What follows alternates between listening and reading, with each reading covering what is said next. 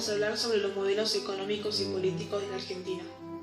A partir de 1880, una vez que los ejércitos vencieron a los pueblos indígenas y ocuparon sus territorios, la Argentina se incorporó al mercado mundial y así implementó entonces un modelo económico basado en la producción y exportación de materias primas de origen agropecuario y en la importación de bienes industriales y de servicios. A este modelo, que se desarrolló entre 1880 y 1930, se lo conoce como modelo agroexportador. El modelo agroexportador provocó una organización del territorio en dos grandes regiones. Por un lado, la región pampeana, que abarcaba las provincias de Buenos Aires, la llanura del sur de Santa Fe y Córdoba y el litoral portuario. Por otro lado, la región extrapampeana, que comprendía la provincia del noreste, la del noroeste, la región de Cuyo y la Patagonia. En la región pampeana, las producciones estuvieron destinadas casi en su totalidad a la exportación. La propiedad de la tierra estaba concentrada en pocas familias poseedores de latifundios en los que se producían ganado vacuno y cultivos cerealeros. La región extrapampeana producía bienes de consumo y materias primas destinadas al mercado interno y habían desarrollado un intercambio comercial tradicional con los países limítrofes. En cuanto a la economía, hacia fines del siglo XIX, la producción agropecuaria se diversificó y por ende también se diversificaron las exportaciones. Se ofrecían las mejores pasturas y se destacó la ganadería vacuna y el cultivo de cereales y desplazaron la mayor parte de la producción ovina hacia otras regiones. Iniciado el siglo XX, la ganadería fue desplazada por el cultivo de trigo, maíz, lino y plantas forrajeras y se implementaron mejoras en las estancias y también se sumaron las mejoras en los sistemas de transporte y los primeros frigoríficos se instalaron en la provincia de Buenos Aires. La tecnología que se incorporó para mantener el enfriado permitía un mayor aprovechamiento de los animales y así preservaba el sabor de la carne. Las estancias mixtas fueron una forma de producción con fines de exportación que combinaba la ganadería con la agricultura. Ahí se reservaban algunos sectores de la superficie al ganado vacuno, mientras que en otros sectores se cultivaban cereales con fines comerciales, y por otro lado plantas forrajeras que servían de alimento al ganado. Esta diversificación en el uso del suelo permitió mejorar las razas vacunas ya que éstas tenían acceso a pasturas de buena calidad. Al mismo tiempo permitió la producción de cereales para la exportación. En esta forma de explotación agropecuaria intervenían los criaderos, los invernaderos y los arrendatarios. Los criaderos ocupaban al ganado durante los 2 o 3 primeros años de los animales, mientras que los estancieros debían alimentar al ganado con plantas forrajeras de buena calidad para que estos ganaran peso, y los arrendatarios eran los productores. A medida que la inmigración se afianzaba, las economías regionales se orientaron a cubrir la demanda del mercado interno. Cada región se especializó en una producción y en algunos casos desarrolló un circuito productivo que incluía algún grado de industrialización. El noroeste y la región de Cuyo fueron las dos regiones que más crecieron, favorecidas por el desarrollo del ferrocarril que vinculó estas regiones alejadas de los centros de consumo. Un proceso similar tuvieron la Mesopotamia y la Patagonia. En el noroeste, las provincias de Tucumán y Jujuy fueron el centro de la producción azuquera, y la provincia de Mendoza y San Juan se especializaron en la producción de vinos. Misiones se especializó en la producción de yerba mate y las provincias de Entre Ríos y Corrientes en la producción de cítricos y arroz. Y Chaco se dedicó al cultivo del algodón. Hablando sobre la inmigración, entre las últimas décadas del siglo XIX y las primeras del XX, millones de europeos abandonaron sus países de origen y se trasladaron a la Argentina con el propósito de mejorar sus condiciones de vida. En años anteriores a 1880, Juan Bautista Alberdi consideró que la escasez de población era un problema que el país debía resolver y para eso propuso el fomento a la inmigración europea como una prioridad. En 1876 se sancionó la Ley de Inmigración y Colonización, que también llamada Ley Avellaneda, que esta ley buscaba promover la inmigración europea y se esperaba la llegada de inmigrantes que fueran una fuerza civilizatoria que ocupara y trabajara las tierras, mejorara las industrias e introdujera la ciencia y las artes. Esta ley tuvo como resultado una corriente migratoria y los inmigrantes dejaban sus países de origen por cuestiones económicas. También había quienes lo hacían para escapar de persecuciones políticas y raciales. A partir de 1880, debido al incremento del comercio exterior, las tierras aumentaron su valor y resultó muy difícil entonces para los nuevos inmigrantes que llegaban al país en forma masiva adquirir tierras para instalarse. Al no poder comprar las tierras, las arrendaban y sin embargo la dificultad que tenían para invertir en maquinarias adecuadas y en insumos, sumada a la intermediación que imponían los dueños de la tierra para vender las cosechas, los llevaron a abandonar la vida en el campo. De esta forma crecieron las ciudades y el trabajo urbano en frigorífico, curtiembres y talleres de manufactura ligados a la agroexportación atrajo cada vez más inmigrantes. Creció la infraestructura urbana y aumentó notablemente la cantidad de viviendas. En cuanto a la infraestructura, para que la Argentina consolidara su papel en la División Internacional del Trabajo, era necesario contar con puertos, ferrocarriles y frigoríficos que agilizaran el transporte de las mercaderías y los intercambios comerciales. La modernización de la infraestructura provocó una transformación material del territorio, ya que se habilitaron nuevos trayectos y rutas y se aceleraron los tiempos de transporte. En 1900, la construcción de usinas eléctricas y de esta forma de energía más barata y eficiente sumó más horas de luz y aumentó la capacidad productiva. Entre 1880 y 1914 se construyeron nuevos puertos, se innovó en técnicas más seguras de enfriamiento de la carne y se multiplicaron los kilómetros de ferrocarriles. El fin del modelo agroexportador. El modelo agroexportador dependiente de los países centrales comenzó a mostrar su vulnerabilidad a partir de 1914 con el inicio de la Primera Guerra Mundial y llegó a su fin en 1930 en el marco de una profunda crisis financiera internacional. Durante la Primera Guerra Mundial, los países que participaban en el conflicto redujeron el consumo de alimentos, lo que provocó una fuerte caída en las exportaciones argentinas. La economía argentina, que dependía completamente de los mercados externos, comenzó a deteriorarse. Una vez terminada la guerra, la economía comenzó a crecer nuevamente y se incrementó la presencia de los Estados Unidos.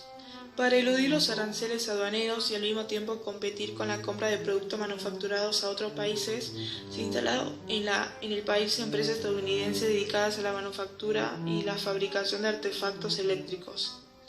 El ascenso social y la prosperidad económica fueron una característica de la década de 1920. Muchos hijos de inmigrantes instalaron pequeños comercios y talleres de manufacturas en las ciudades, otros se incorporaron a la actividad política y al estudio de carreras universitarias. Sin embargo, las condiciones laborales y la ausencia de leyes que protegieran a los trabajadores incrementaron la conflictividad social.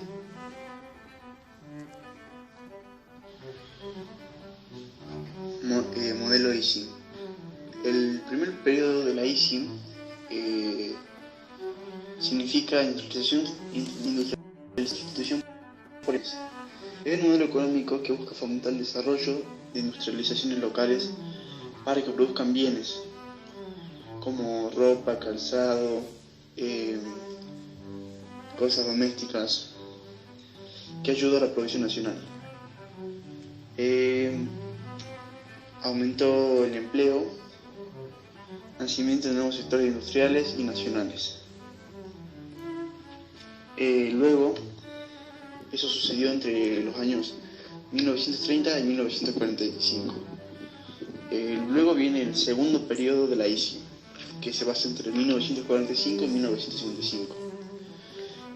Fue un Estado en papel activo en la intervención de la economía y en el impulso de la demanda a partir de la creación y fortalecimiento de las empresas públicas, como el gas del Estado, los YPFs y la flota mercante.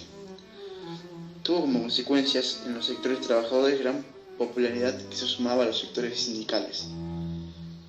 Luego viene el tercer periodo de la ISIM, que también se basa entre 1928 y 1976. Se basaba en la tendencia económica, desarrollismo. Su desarrollo fue extender el proyecto de la ISIM hacia la industria pesada a partir de la participación de la inversión extranjera, que buscaba expandir sus mercados y exportar tecnologías como el acero, el petróleo, el metal mecánico, la automotriz, las máquinas, las herramientas, etc.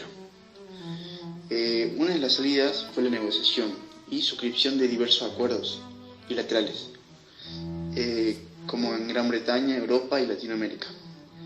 El objetivo era lograr el sostenimiento de las exportaciones primarias a partir del mantenimiento de mercados tradicionales. Las migraciones internas. A partir de la década de 1930 se inició un proceso de despoblamiento de las áreas rurales. Las corrientes migratorias más importantes ya no provenían del exterior, sino del interior del país y se dirigían hacia las ciudades más industrializadas. En la década de 1940 las migraciones internas afectaron a casi un cuarto de la población del país. Disminuyeron el empleo en el campo y produjeron el éxodo rural. Las pequeñas ciudades y los pueblos cuyas economías se basaban en la producción agraria comenzó a expulsar la mano de obra desocupada. Este fenómeno fue masivo hasta mediados de la década de 1960. La urbanización en la etapa de la ICI. Crecieron los aglomerados urbanos que ya existían en el modelo agroexportador. El centro de la ciudad creció a lo alto, mientras que la periferia se expandió en los barrios de casas bajas. El Estado adoptó diferentes criterios para la construcción de viviendas. Por un lado, se construyeron barrios de casas bajas con viviendas individuales habitadas por una sola familia. Estos son los casos de los barrios de 1 de Marzo y Juan Perón, construidos en la ciudad de Buenos Aires y la ciudad de Evita en el partido de La Matanza, que además de contar con más de 15.000 viviendas, tenía bibliotecas, escuelas, centros deportivos e iglesias. Por otro lado, se construyeron barrios obreros, compuestos por bloques de edificios de departamentos rodeados en general por espacios verdes. Durante la implementación de los planes quinquenales, el Estado desarrolló políticas públicas de construcción de viviendas y nuevos barrios, sancionó leyes y firmó decretos que congelaban el precio de los alquileres e imponían condiciones más ventajosas para los inquilinos. Promovió la venta de terrenos en cuotas y financió a través del Banco Hipotecario Nacional la construcción de viviendas para los sectores bajos y medios de la población. En 1956 se creó el Instituto de la Vivienda, cuyo objetivo era coordinar y fomentar la construcción y la adquisición de viviendas en el Gran Buenos Aires. El neoliberalismo es un conjunto de ideas económicas y políticas capitalistas, es decir, cree en la obtención de ganancias a través de la propiedad privada de los medios de producción y del trabajo de los asalariados en la producción de bienes para satisfacer la demanda de los mercados. El neoliberalismo se basa en la primera etapa y la segunda etapa. La primera etapa se inició con el golpe de Estado cívico-militar del 24 de marzo de 1976 y terminó con el retorno de la demanda y la llegada de Raúl Alfonsín en la presidencia de la Nación. El 24 de marzo de 1976 comenzó en Argentina la dictadura cívico-militar que duró casi 8 años, con un golpe de Estado con los comandantes de las 3 Fuerzas Armadas asumieron el gobierno del país. Jorge Rafael Videla, Emilio Eduardo Macera y Orlando Ramón Agustí fueron los principales responsables del plan del terrorismo de Estado que articuló la represión del ejército, la marina y la aviación, las fuerzas de la gendarmería y la policía y los grupos paramilitares. En la segunda etapa, que retornó y profundizó las medidas económicas de la dictadura, comenzó en 1989 con la primera presidencia de Carlos Menem y le prolongó durante su segundo mandato en el periodo 1996 hasta 1999. La profundización del modelo neoliberal estaba la Ley de la Reforma del Estado y la Ley de Emergencias Económicas. La Ley de la Reforma del Estado fue sancionada el 18 de agosto de 1989. Esta normativa declaró en estado de emergencia la presentación de los servicios públicos, la ejecución de los contratos a cargo del sector público y la situación económica financiera de todas las empresas y las sociedades del Estado. La Ley de la Emergencia Económica, el segundo instrumento que utilizó el gobierno para la implementación de las ideas neoliberales, fue la Ley de Emergencia Económica. En primer lugar, esta ley suspendió los subsidios y las subvenciones a las empresas de los servicios públicos que aplicaban tarifas o precios diferenciales en el transporte público, la provisión de agua, gas y energía eléctrica. Además, la ley suspendió la aplicación de un conjunto de leyes sancionadas en las décadas de 1970 y 1980 que promovían la expansión industrial del país. Las consecuencias del neoliberalismo fueron: los indicadores de pobreza aumentaron, la escasez de la oferta laboral, los salarios se produjeron y las jubilaciones fueron congeladas, hubo bajos índices de inflación, deterioro en las condiciones de vida y deuda externa pública y privada. Luego estaba la crisis del 2001, que después de casi 25 años de implementación de políticas neoliberales, con excepción de la presidencia de Raúl Alfonsín entre 1983 y 1989, en diciembre de 2001 estalló una crisis económica y social sin precedentes. La administración pública había reducido a un tercio la dotación de empleados, la desaparición de más de 150.000 pymes produjo la pérdida de centenas de miles de puestos de trabajo. El 18% de la población económicamente activa se encontraba sin empleo, y el trabajo informal en el que el trabajador no cuenta con ninguno de los derechos laborales que tienen los trabajadores formales ascendió casi el 40%. Para frenar la corrida bancaria, el gobierno inmediatamente dictó un decreto que se implementó ya el famoso corralito.